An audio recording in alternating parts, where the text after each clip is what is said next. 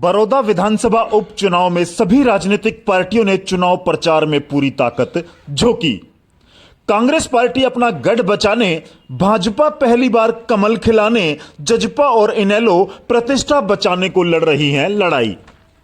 बड़ौदा उपचुनाव में सभी पार्टियों ने प्रचार में पूरी ताकत झोंक दी है। मतदाताओं को रिझाने के लिए पार्टियां कोई मौका नहीं छोड़ रही है। कांग्रेस अपना गढ़ बचाने के लिए लड़ाई लड़ रही है। भाजपा 3 अध्यादेश का विरोध कर रहे विपक्ष को जवाब देते हुए पहली बार बड़ौदा में कमल खिलाने के लिए दांव-पेच लगा रही है। जजपा और इनेलो को भी इस चुनाव में दोनों की प्रतिष्ठा जुड़ी हुई है।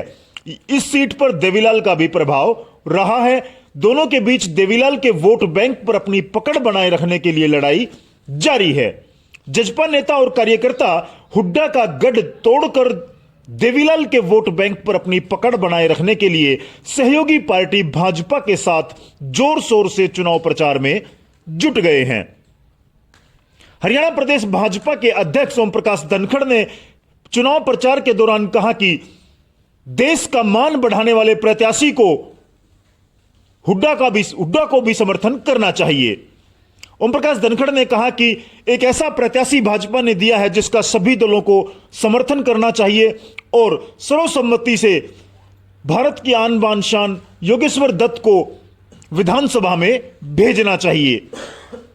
भाजपा प्रदेश अध्यक्ष ओपी धनखड़ ने बड़ौदा चुनाव में भाजपा के प्रत्याशी को लेकर कहा कि जिसके पास इतने मेडल हो और उसने हरियाणा और भारत का मान सम्मान बढ़ाया है, उसका समर्थन भूपेंद्र हुड्डा को भी करना चाहिए।